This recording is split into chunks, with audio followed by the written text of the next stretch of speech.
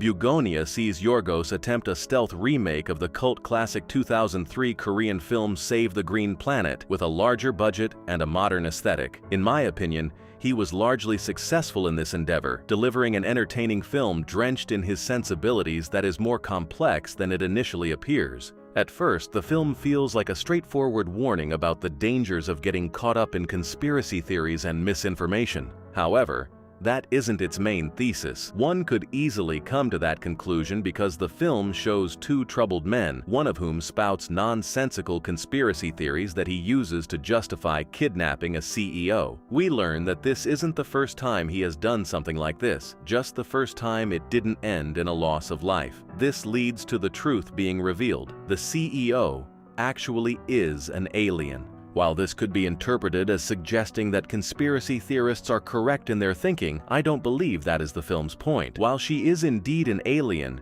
she wasn't sent to destroy or enslave humanity, but to save it. His actions ultimately lead the CEO and the Alien Council to conclude that humanity is beyond saving, resulting in the destruction of the human race. The ending is the key to understanding the film. Michelle, the CEO, serves as a critique of the modern tech executive who proclaims themselves a champion of humanity while taking actions that directly harm people in order to enrich themselves and reshape the world in their own image. When you hear them speak, they often seem detached from the very world they claim to want to improve. It becomes almost understandable why some people view them as alien or robotic because they appear fundamentally removed from the human experience. Michelle's dialogue perfectly captures the kind of corporate speak anyone working a 9-to-5 has probably heard from a supervisor, language that ultimately comes from corporate leadership. Look, I know you sent the email already, but I need you to let everyone know that they are free to leave at 5:30 from now on, starting today, okay? But do it in a way that's, what we talked about. We need to send the message that we have a new culture here now, where people should, yes, of course, feel free to leave at 5:30 and be with their families. No one is going to be overworked like in the past. No more unpleasant incidents. But, of course, it's not compulsory. And obviously, if people still have work to do, they should absolutely stay and continue to work. But it's not strictly enforced. Although, we still do want to meet quotas. So if we can do that with no pressure, just remembering, we are running a business here, so let your conscience guide you kind of thing. Yeah? Good? I'll definitely let them know. Great.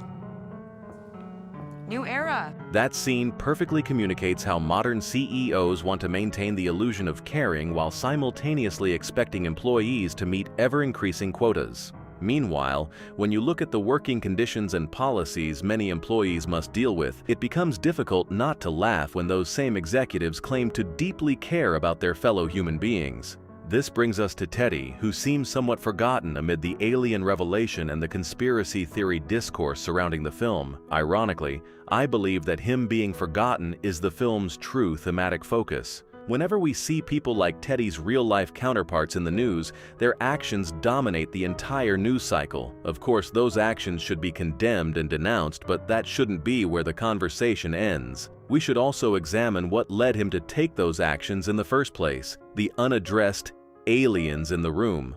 What drove Teddy to such extremes was what the corporation did to his family and his community. These harms are brushed aside by Michelle as necessary sacrifices for the supposed betterment of humanity. Any deaths or damage are resolved with the bare minimum, a payout and a carefully worded apology designed to avoid responsibility. Frankly, it's disgusting. Within a few weeks, everything is forgotten.